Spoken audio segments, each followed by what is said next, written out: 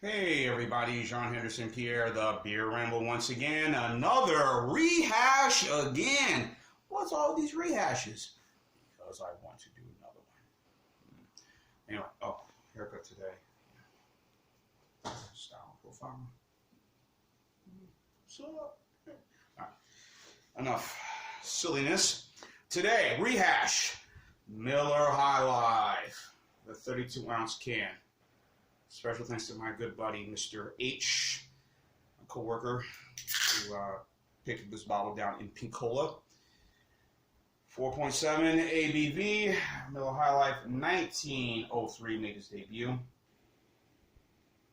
I should not have had this, but you know, I'm kind of thirsty.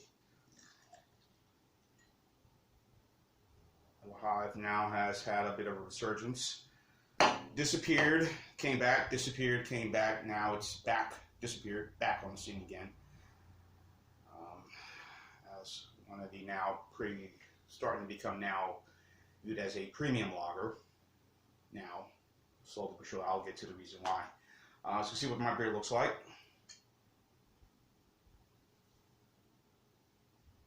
And a nice little head up top, very clear yellow, as you can see. Definitely some hops in this brew.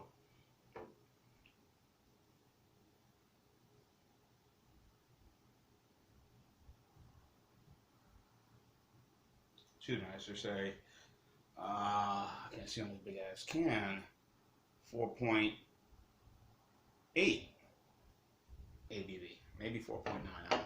I'll look it up. Look at the can when I type it down, but. The corn, there's some vegetables cooked in this, but definitely more of a malt texture to the scent of this beer.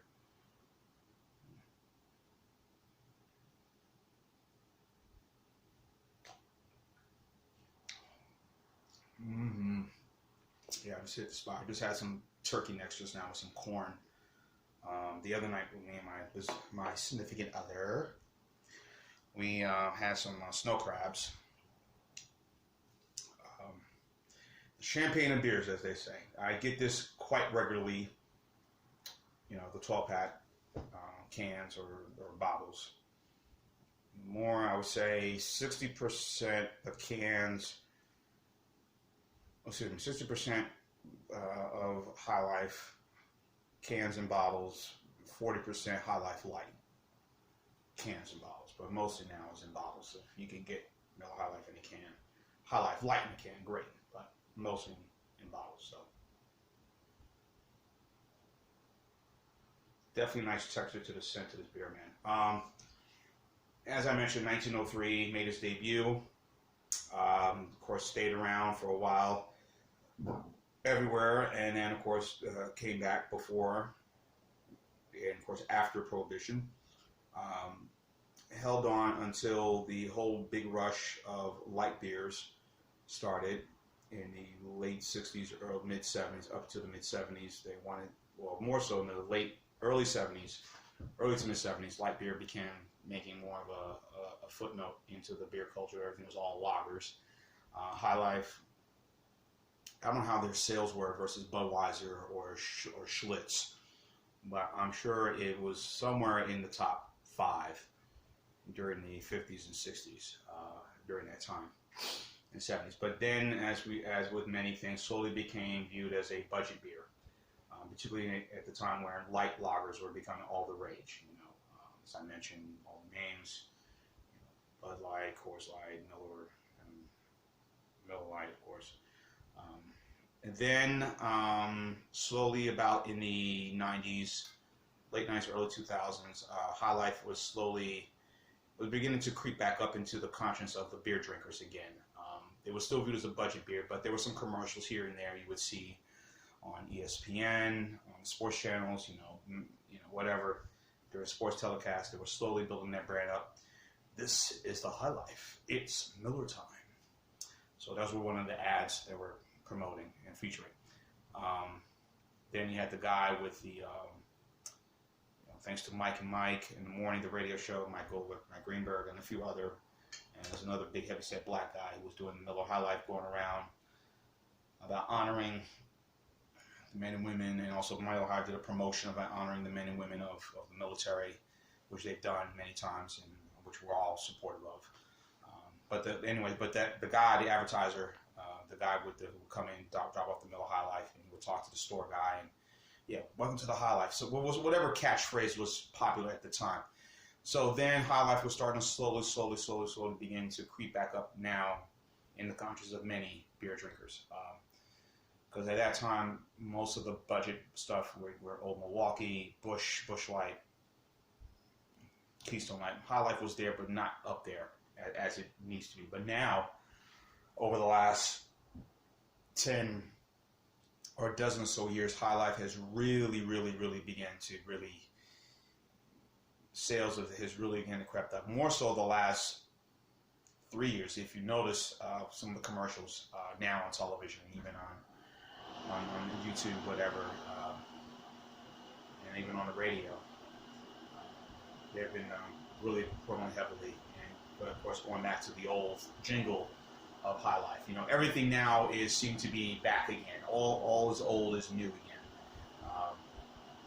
From sort of promoting Busch again, sort of pushing Hams, a beer that was popular back in the day, and sort of kind of lingered around. But Miller brought that beer back into existence.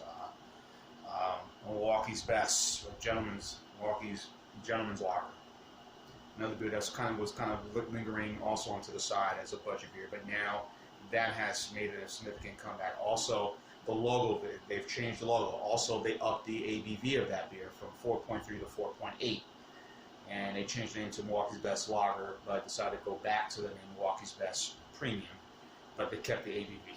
So at 4.8%.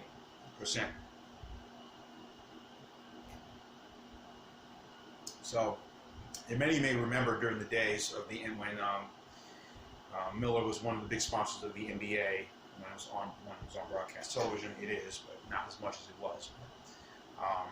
NBA on NBC, and Miller was one of the big sponsors of the NBA telecast, and they would all promote Miller Genuine Draft and Miller Lite. But now, within the last 3 years or so, you've seen more push of genuine Miller High Life and Miller Lite sort of combined. Miller Lite will always be Miller's top seller no matter what. But now High Life seems to be creeping back up, as I said, as I want to say it's not going back to the price of a premium beer, but it depends where you live across the country. You will see High Life, and the prices you'll see a big difference from what it was 3 years ago, where this was like $7.99 for a 12-pack of Miller High Life. $7.99. Now it's up to maybe $9.99, maybe $10. And that's kind of like a big jump in price for that. Some places may be a lot cheaper than that. Other places may be a lot more expensive. It is what it is. So.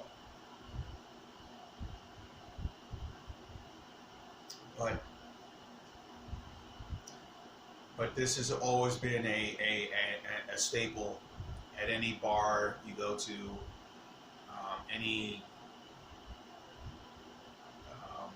place of establishment. I'm sure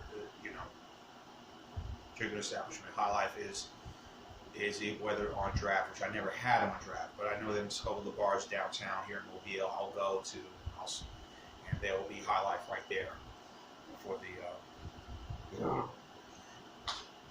for the masses to drink, mostly in bottles, very rarely in cans. The texture is quite good, malty, a bit of a hot presence to it, not much. Miller High Life Light does have a hot presence, quite a bit more in this one. There's a little bit in this.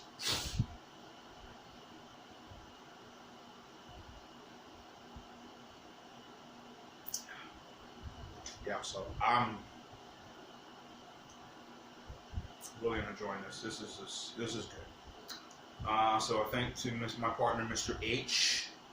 If you know who he is, well, but Mr. H kind of looked me out for this one. He was in Pensacola with his wife and daughter, so they hooked me up. They got me this 30 ounce can. So I said, let me do a rehash of this. So I had this on ice. pairs with just about anything. So now, yeah, so you notice in the commercial, the jingle, you know, Miller High Life. If you got the time, we got the beer, Miller beer. So nostalgic, and I do enjoy this any given time. You know, during any time of year. I remember I was we were at my significant other's cousin's house, and we were just lounging around, just hanging out. And I remember I bought I'm not sure what it was. It might have been a birthday party. I don't know.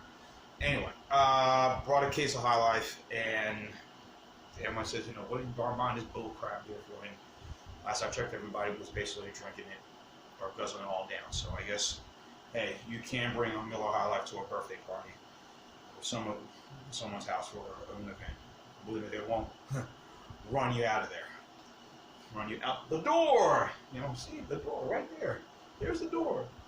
Anyway, so yeah, for again, I love it. I enjoy it. I get this all the time. It's one of my go-to refrigerated in the refrigerator. Keep it on ice. This High Life Light as well as So, but anyway, that's my time. Good brew, and I'm going to give this thing an A for me. Love High Life. It will take you to many wonderful places. High Life. Anyhow, join us here. The Beer Ramble. Being silly. Then keep on watching, and as always, cheers. If you got the time, we got the